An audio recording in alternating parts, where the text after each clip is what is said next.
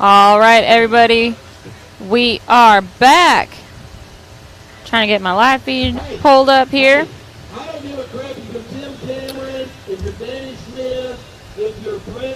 We are at Rush Springs Ranch in Pineville, Missouri for the CA Tech CRRS number 3, presented by Rad Flow Shocks.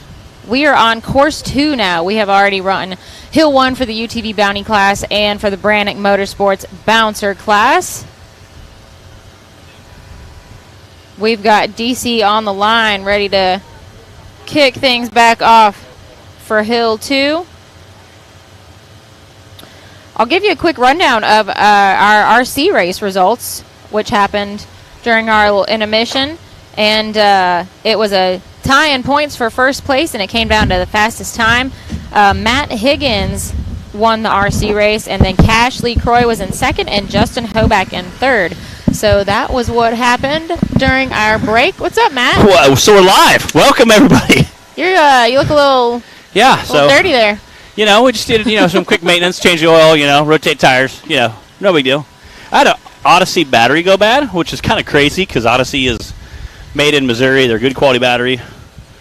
It's like a $250 Odyssey battery. It's awesome, and I think somewhere it has a dead cell because it's not really making connection like it's supposed to. So yeah, good times. Luckily, we had a fan in the crowd. One of the Perryville Mafia's friends, fan, who's also a racer at the Outlaw Series, who said, "I have an Odyssey battery." I said, "Great. You want to loan it to me for a little while?" He said, "Sure." I was going to trail ride today anyway. I'm like, "Great, come on down." So he brought his buggy there, took a battery out, put it in my rig, swapped the battery out, and fired up and ran great. So nice. Yeah, good times. Nice to have people looking out for you. It is. So shout out to all our off-road friends and family out there who just, jump in, take parts off your car so we can stay racing. So good times. Will you tell me down a smidge again over there, please? Yes. All right, DC Thompson on the line. DC had a third place time for Hill 1. Ooh, yeah, Shelby, you're not wrong. Our feed just got jacked up.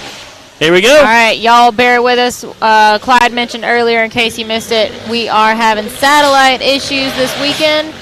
But never fear, because we are recording this in HD, and it will be posted to YouTube within the next day or two. So you can always go back and watch that if the sound of our voices is not enough this weekend, which I don't blame you if you don't want to watch the pixely screen.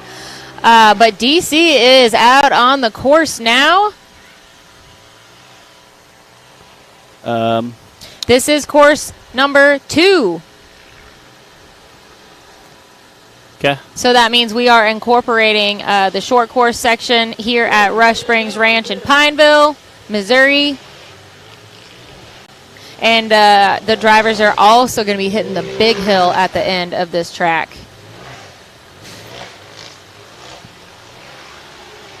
When we have a little break, we'll give you a rundown from Hill 1 for anybody that missed it earlier.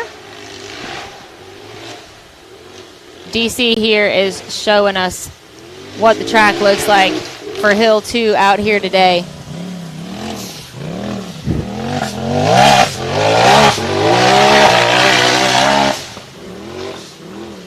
All right, he's making a right and heading over to what they call Suicide Hill here at Rush Springs Ranch. And this is going to be... No! Hang on. That's going to be a... Come on. A little bit of a drop off the ledge there. I was just getting ready to say, this could be a very, very rough time. All right, and if you're not familiar with our format of racing here, when we say UTV Bounty, these guys are racing the exact same thing that the big bouncers are racing on. We have our UTV Cup Series and UTV Stock, and those run on Fridays.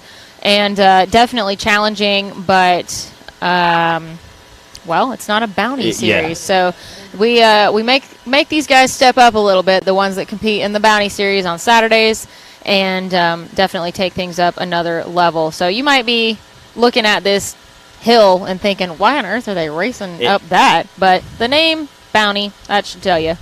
And it is a brutal, brutal course for the bounty guys. That little area he was at right there, pictures and video do not have anything on how violent that is. And I think you'll see a little bit of how bad it is once you see some of the big bouncers going through there and how much trouble they're going to have. It's pretty violent. I think you're going to definitely see some bouncers have issues with it. You might see some rollovers with big bouncers because there's a lot of off-camber stuff. It's very steep, and you're going to have to carry a lot of momentum into it. So that's what me and Timmy and Danny Smith were just talking about. How much momentum is too much? Like, you want to carry quite a bit into it, but at the same time, you don't want to carry too much into it. So, Did you give those guys some pointers? Because they've been struggling a little bit this season, Matt. You know what? They could really use a little direction. I think they were saying that they're both in the 80s club, so they're both 80-something. Timmy's 84, Danny's 85, so they're, again, minute and a half long course, and they're separated by a second. So, yeah.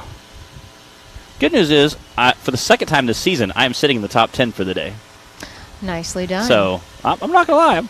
I'm proud of you, Matt. You do well, Hey, and you still get to go and show out on Hill, too. I know. And again, that was my big thing, is how much momentum do I need to carry into that second course? All of it. All the momentum. Yeah, we were discussing that. Danny was giving me some pointers. He said, I wouldn't steer you wrong. All right. Let's do a little rundown from what happened on Hill 1. Let's see. For Bounty class, Hill 1, Wade Good had the fastest time, followed by Paul Wolf, DC Thompson, then Brandon Davis racing for Cash, Lee Croy, Tyler Bradley, and Spencer Grindstaff. And then we had a couple DNFs. So that was Hill 1 for the UTV Bounty class. I have so much hair in my mouth right now. Okay. There we go. All right. While we're talking about UTV, let's just go ahead and say for yesterday's results for the Rock Life UTV stock class, Paul Wolf won it, followed by Brandon Grapevine in second, and then Wade Good in third. And then for the RCV Cup class, it was Paul Wolf again, then followed by Wade Good in second and Brandon Davis in third. That was yesterday's race. Paul had a really good weekend this weekend. He did, but it sounds like, as far as the big bouncer goes, is he out for the rest of the day? Well, he or were said they able to? I was going to steal his battery initially because they said his transmission was toast. So I said, okay, well, his battery's toast. I'll steal his transmission. Or transmission toast. I'll steal his battery. He said, I'm going to try to limp it up during the intermission upstairs, back up to where camp is at. Well, then I guess he started up and ran it a couple times. He thought there is a little more grip than I thought I had, so I think he's going to attempt the second course.